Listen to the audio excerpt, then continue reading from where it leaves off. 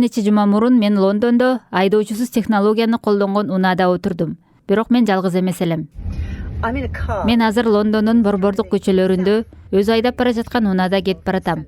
Бул жолдун кайсы жагында болушу керек экенин аныктап, кооптуу жагдайлардан, айрыкча көптөгөн велосипедтерден, токтоп турган унаалардан, жолдогу казылган аңдардан, негизи эле рулда баратканда баардыгыбызды алаксытчу нерселерди эске алып, алардан качып айдап жатат. Айдоочунун ордунда коопсуздук кызматынын айдоочусу отурат, бирок ал эч нерсе кылбайт.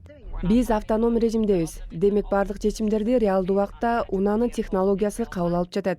Бир нерсе туура эмес болуп калса, алдыңкы жактагы чоң кызыл баскычты басып, каалаган убакта башкарууну колго алса болот.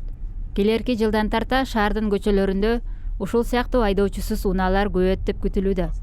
Британиянын өкмөтү 2026 жылдын жазында толугу менен айдоочусу жок такси жана автобус сыяктуу кызматтарды сынап көрүүгө уруксат берүү пландарын алдыга жылдырып жатканын билдирди. Жана Uber буга даяр экенин айтат. Көзөмөлдөө жөнгө салынса эле ишке киришебиз. Азыр биз менен автономдук технология боюнча иштеп жаткан 18 дүйнөлүк өнөктөшүбүз бар. Британияда Uber платформасында ишке киришүүнү көздөп жаткан бир катар компаниялар бар. Андыктан жөнгө салуучу органдар даяр болору менен ишти баштоого даярбыз.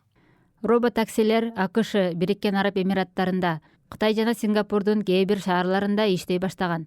Кээ бир изилдөөлөр айдоочусу жок унаалар адам айдоочу башкарган унааларга караганда жол кырсыктарына азыраак кабылаарын көрсөттү. Бирок алар иштеп жаткан жерде бир катар олуттуу мүчүлүштүктөр болгон жана Сан-Францискодо бир робот-такси кызматы иштен чыгып калган. Ошондой эле мындай технологияны колдонуунун социалдык кесепеттери бар деп айткандар арбын. Айрыкча жумуш орундары жөнүндө кооптонуулар бар. Бизди чындап тынчсыздандырган нерсе бул өлкөдө миллиондон ашык адам айдоочу болуп иштейт. Жана биз аларды автоматтык технология менен алмаштырсак, анда алдыда бизди көптөгөн коомдук көйгөй күтүп турат. Бул коом үчүн чоң көйгөйлөрдү алып келиши мүмкүн. Жумуш орундары кыскарып, чоң көйгөй башталат. Өт өлкөдөн жинди чыгаргандан мурун абдан жакшылап ойлонуш керек.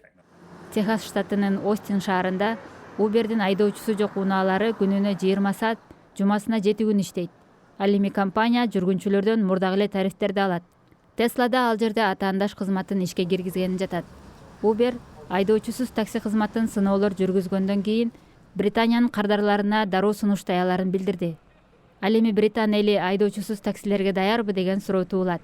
Өткөн жылы жүргүзүлгөн сурамжылоого ылайык жооп бергендердин 37% айдоочусу жок унаада өзүн кооптуу сезерин айткан.